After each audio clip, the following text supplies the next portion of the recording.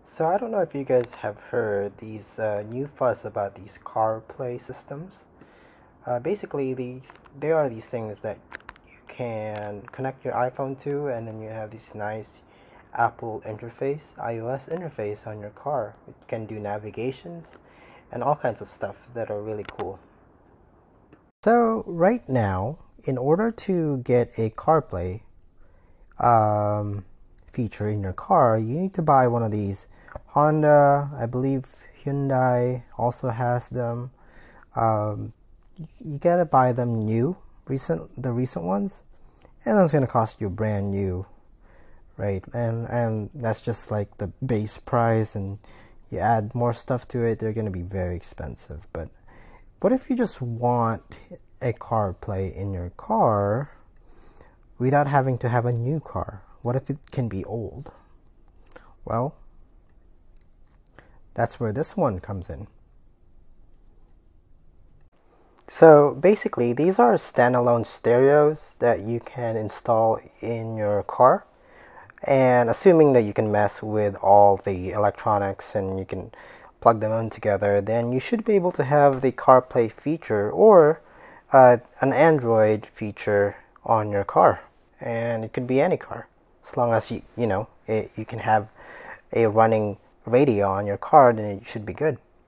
So today I'm going to go ahead and attempt to put this into my 2009 Saturn View, and hopefully it works well and the Saturn View will have a new CarPlay system without having to be brand new.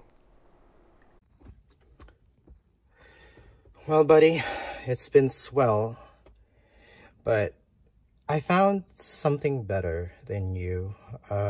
This one does connect to my iPhone, and I can use navigation, and I can use the backup camera.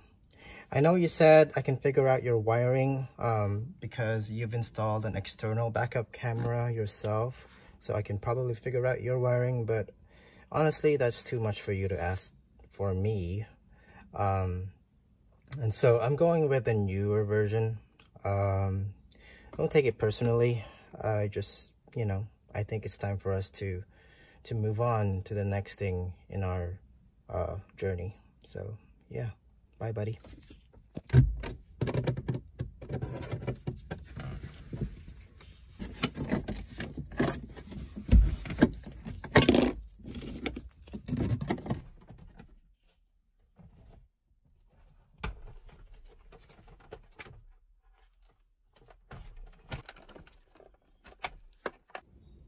Old, new.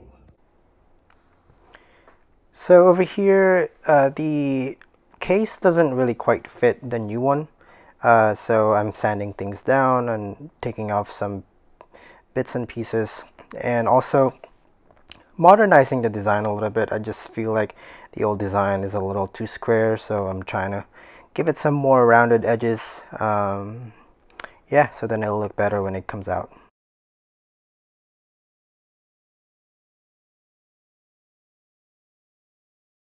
So over here, I'm just sanding them with different grit sandpaper, starting from the smallest to the highest.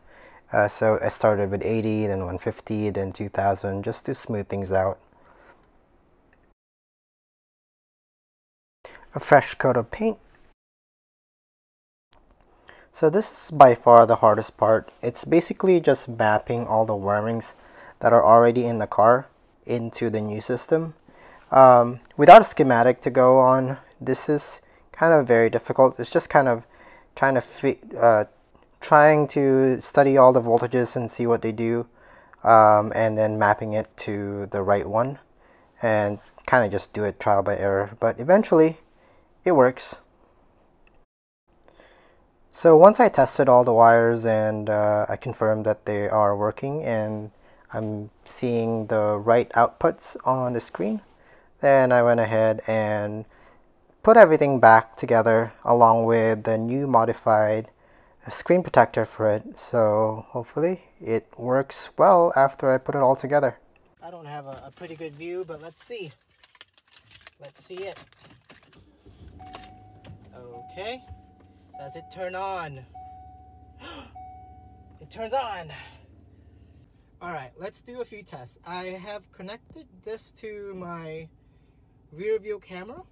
So audio input, let's see if we put it in reverse. See if we can see a camera feedback on the back.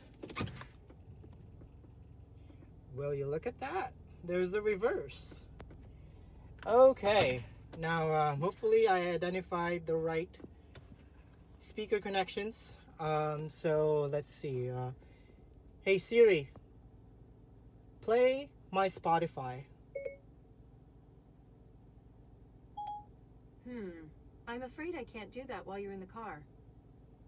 Well, I hear speakers, so that means that the speaker connections are good. Hey Siri, play music.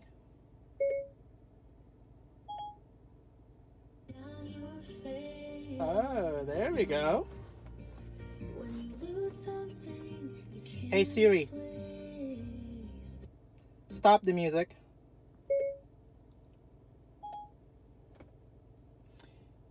Hey Siri, take me to AutoZone. One option I see is AutoZone on George Jenkins Boulevard. Okay, let's do it. Let's go. There we go. This is a success. All right, let's try it.